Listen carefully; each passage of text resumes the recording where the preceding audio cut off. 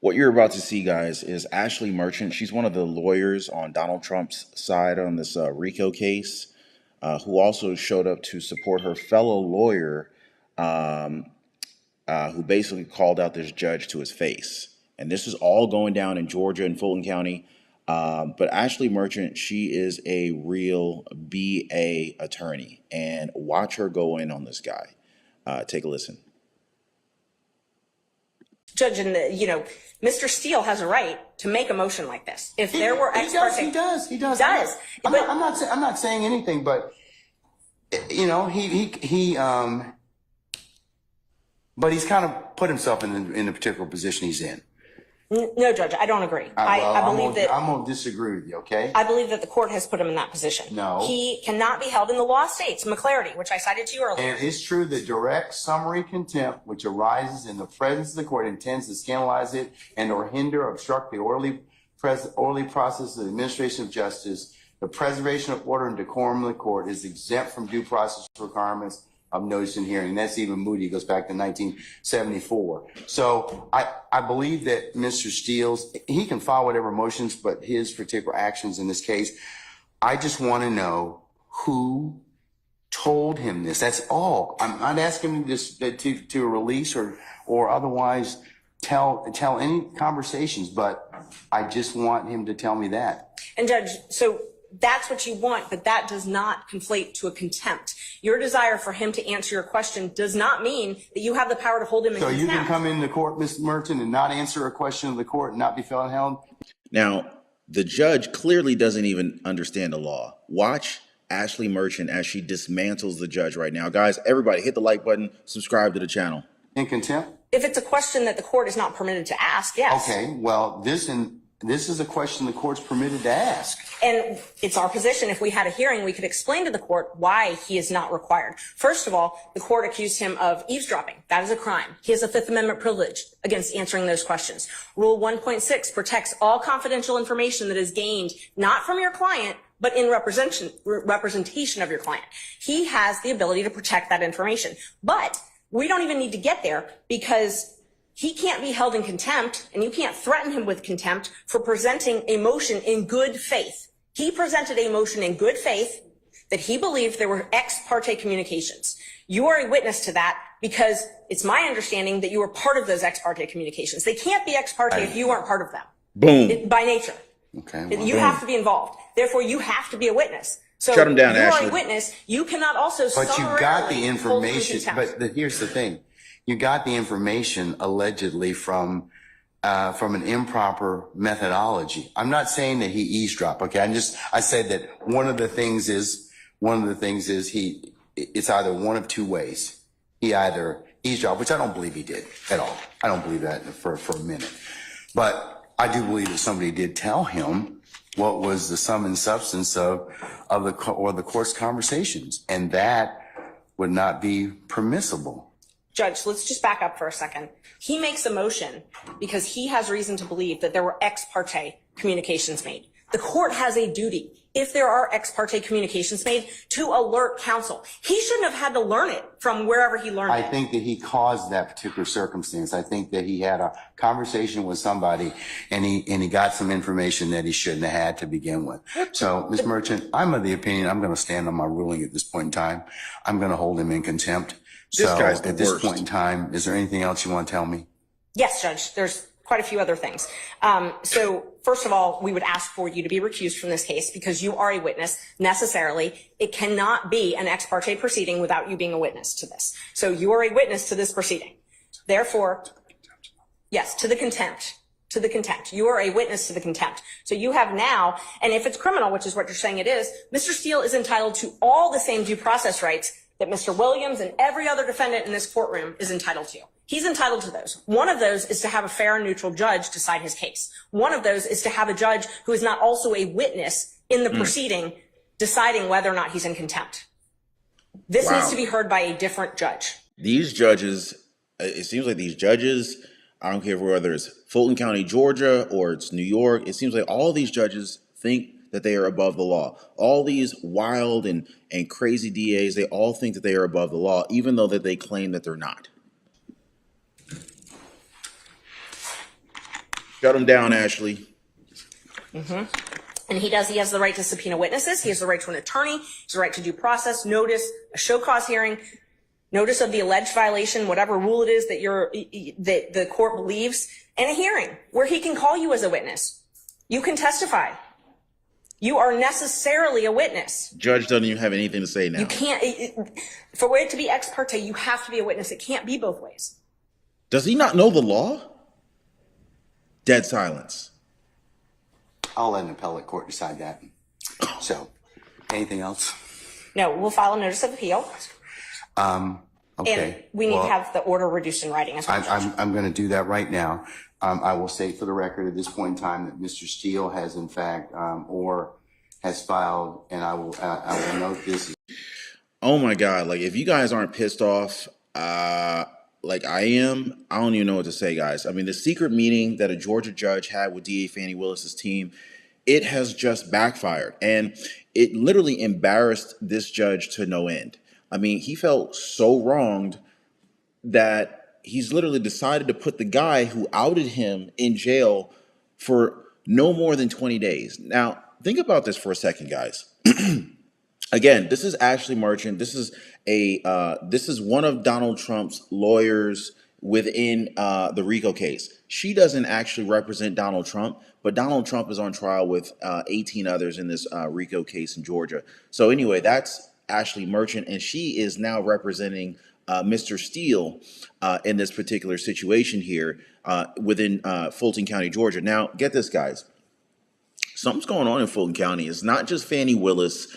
The DA's office is absolutely still within this conversation, but there's something different about this judge. I mean, many critics argue that he should be investigated. Let me know what y'all think. Do you think that this judge should be investigated? Many people think that this judge should be investigated for his antics, as it really looks like he's power tripping within the courtroom. Forget about the law. I want to do what I want to do. And he also doesn't like it when the law is used against his own words, which, you know, again, is very similar to what you and I have seen with the prosecution of President Donald Trump. As part for the record, in this case,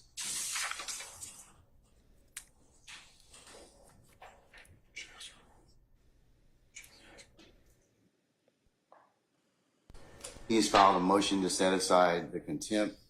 He's filed a motion for a supersedious bond, and he's filed a notice of appeal, all of which I will include as the next court's exhibit in order. But I'm reducing the contempt to writing.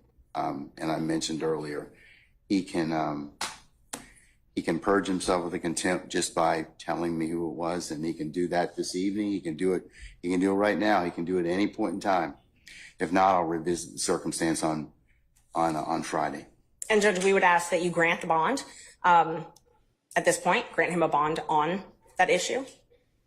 You don't get a supersedious bond on a criminal contempt, though. Okay.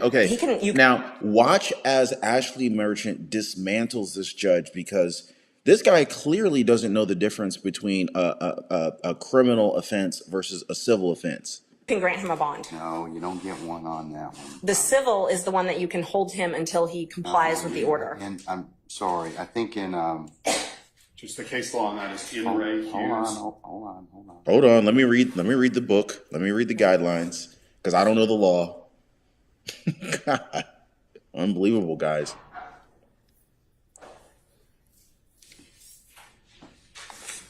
Chapter 1, How to Be a Judge.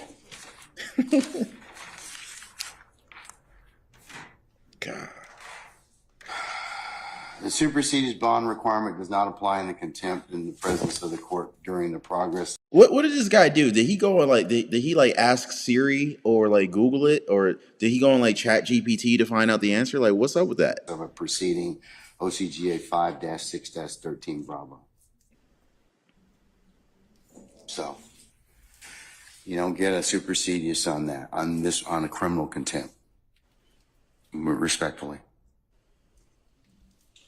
So, Judge, just to clarify, it's your ruling that this is a criminal contempt that Mr. Steele has committed, not a civil indirect contempt. That's correct. The judge, that's the reason I'm asking is because the N. Ray Hughes case, which is a 2009 Court of Appeals case, 268, Georgia Appeal 66, lays out the distinction, as does the Ramirez case. There's a case that, in fact, I'll do you one better, sir. In fact, there is a recent pronouncement out of our appellate courts. Which is, I think I'm addressing a slightly different point of law. Hold on, sir. 1 second.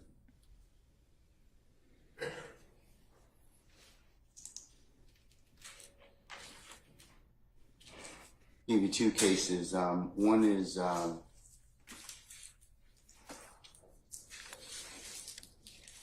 it's Untema. It's UNTEMA versus Smith, and that's 371 Georgia Appeals 19.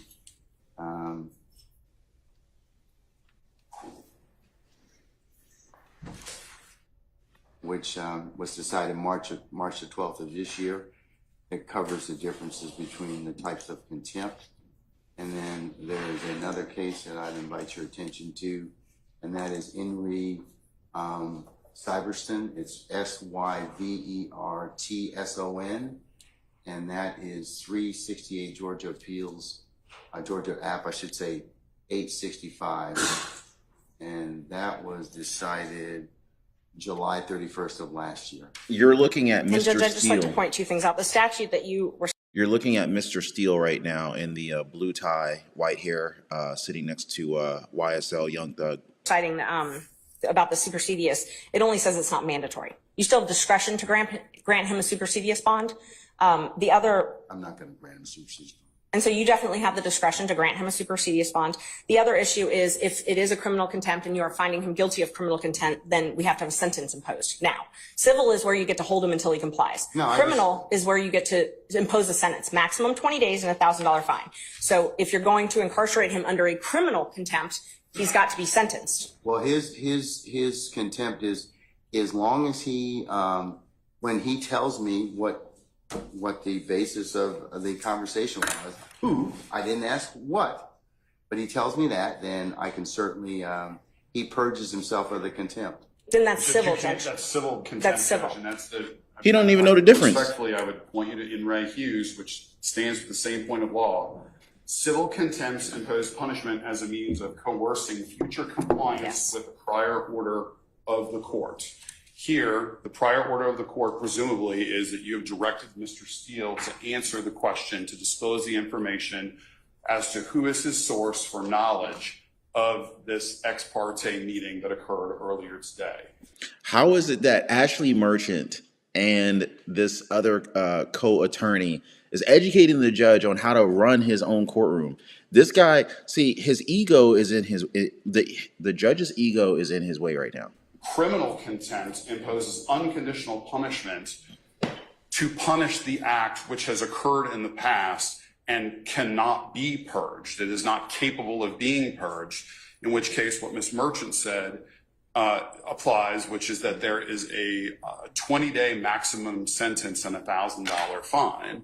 It is, for all intents and purposes, a misdemeanor offense, Judge, which is why the enhanced due process protections apply to that.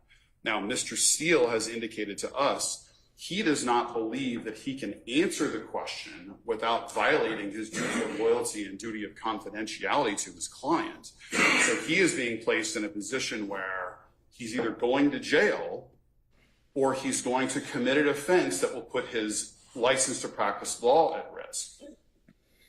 And that is an untenable position to be in. And Mr. Steele is a zealous advocate for his client, and he is simply trying to protect that duty of loyalty and duty of confidentiality, because if he answers your question, it is very reasonable to assume and likely that he will be facing a bar complaint that could result in a suspension or in the loss of his license.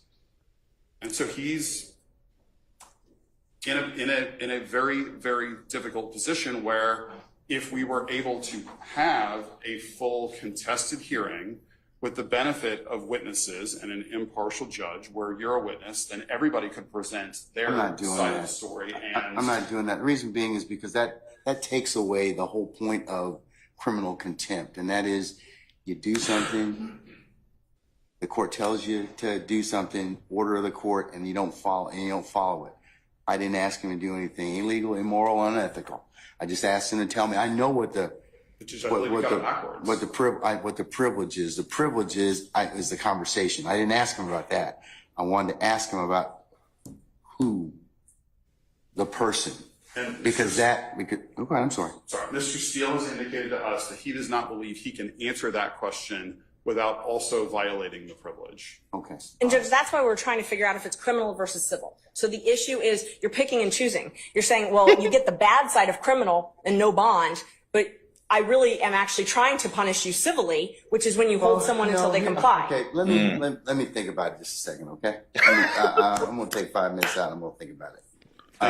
Thank you. Okay? All right. Shut him down, Ashley. So we'll be in recess about 5 minutes. You can't pick and choose and get both, dog. I mean, come on. Like, what is really going on here? I hope you guys are paying attention, because this corruption is real, guys. Now, what's really odd is that he's being proven wrong. The judge is being proven wrong inside his own courtroom, okay, guys?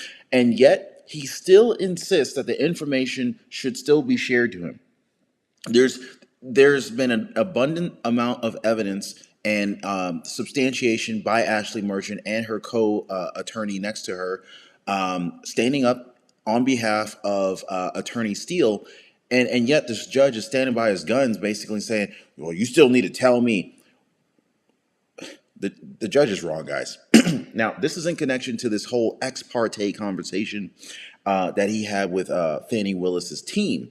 Now, Brian Steele, again, the attorney in question, was given information about this secret meeting. Ashleigh Merchant and her co-attorney has already explained why he can't divulge that information. And again, the real onus is, why is this judge even having these secret meetings with, Fani Willis's team is, without the presence of Brian Steele is beyond me. Now, when questioned multiple times by the judge as to who gave him this information, Steele said that, hey, look, I'm not going to give away my source.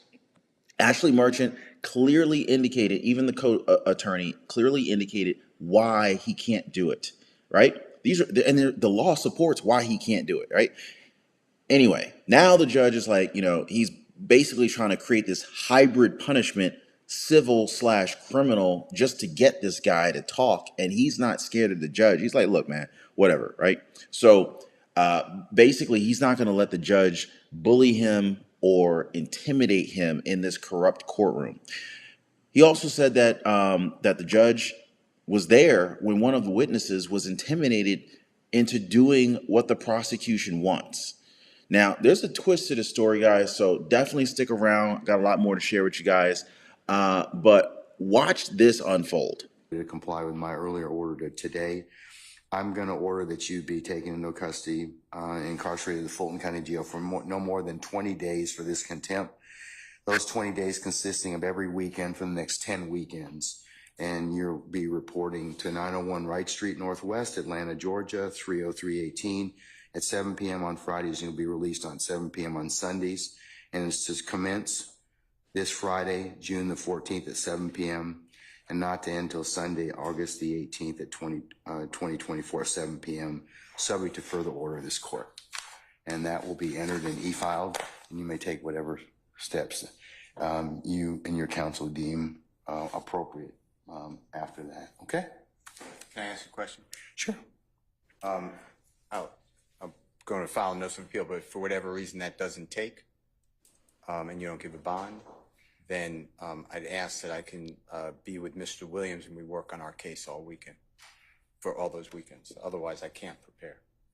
I speak with Mr. Williams all the time. That's up to you, and sir. I will, sir. If that comes to pass, you have my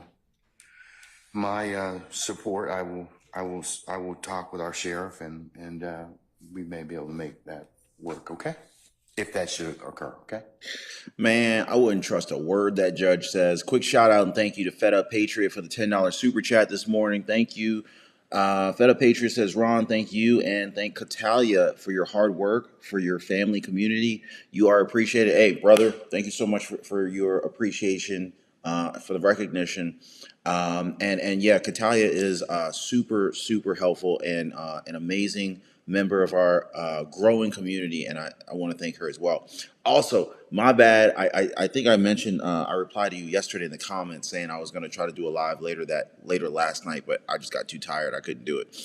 But yeah, he has this judge's support to spend time in jail with Young Thug. Now that's just amazing, right? I guess Judge Ural Glanville was thinking that this would actually intimidate the attorney, Brian Steele, but he instead just talked about spending time with his client in jail. So the intimidation factor didn't work that the judge tried to, try to push his thumb on the attorney to divulge his source to find out, where the mole was, where the leak was that told on him. But here's what's really even more shocking though. Steele's attorney came to his defense and obliterated the judge. I mean, you guys heard Ashleigh Merchant. She says that, what the judge is asking for didn't give him the right to hold Steele in contempt, because that's what the judge did. He held Steele in contempt of court for not answering a question that would have never been asked if the judge and the prosecution informed the defense team of this ex parte conversation. And, so who is Steele's attorney? The woman in the pink jacket and blonde hair is Ashleigh Merchant. Ashleigh Merchant is the same attorney that successfully questioned the affair of Nathan Wade and Fani Willis, and now, and basically ultimately like how that relationship between Nathan Wade and Fani Willis affected their work with Donald Trump's election interference case. So Ashleigh Merchant argued that Steele presented a motion in good faith, but the judge is not seeing it the same way. In fact, the judge, he wants to hold him in criminal contempt, not criminal contempt. And it's this part of the conversation that you see the judge slightly kind of like weaken his posture, starts searching on the internet, trying to figure out, oh crap, I'm in a bad position. You know what I'm saying? And I'm pretty sure you guys are getting pissed off. By the way, if you haven't already, please hit the like button for the video. I totally appreciate you guys. Don't forget to subscribe to the channel, because he knows he's wrong. The judge knows he's wrong and that what he's doing is wrong.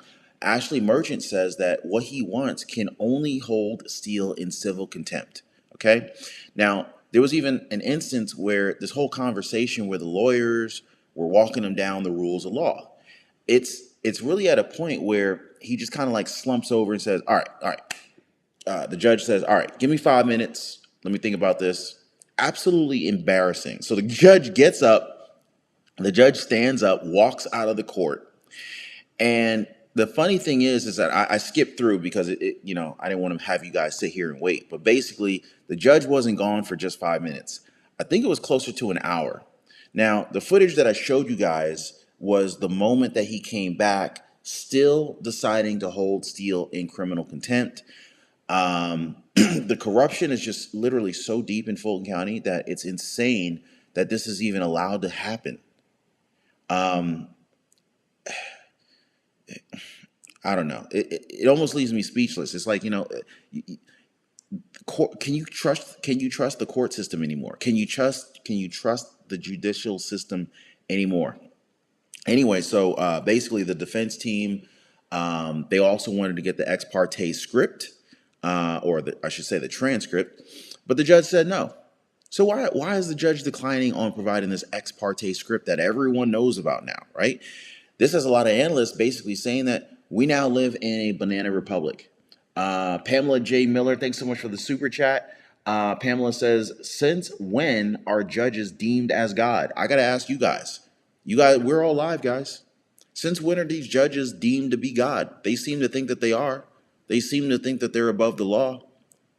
Ashleigh Merchant and her co-attorney has pointed out clearly that he's breaking the law here. So this has a lot of analysts saying that we now live in a banana republic, that the justice system has gone out the window because the defense team is doing its best to go by the book. They simply want what is owed to them in terms of information and discussions that Fani Willis's team had with a key witness. That's it. But the prosecution, they're saying, hey, the judge should say no to this. Now, in fact, you can visibly see Adrienne Love.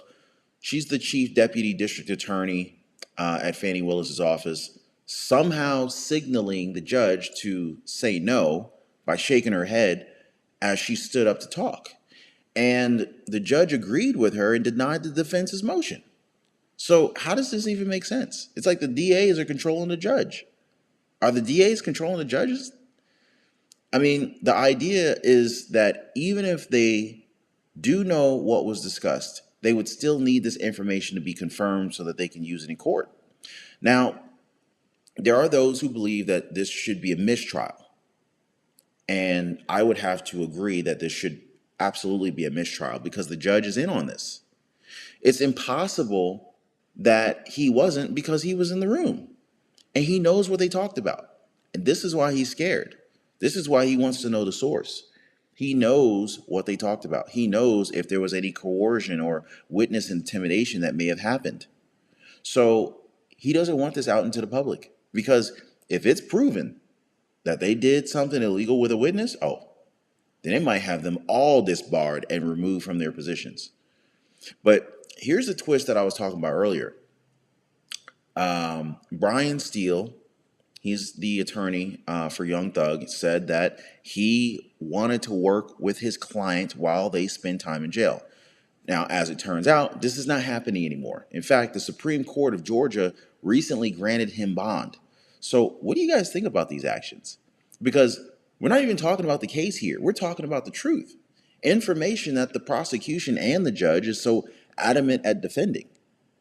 So, I mean, which begs the question, is the sign of corruption within our justice system? Until the ex parte conversation is released, the best we can do is just kind of discuss the facts that we have at the minute. So, anyway, guys.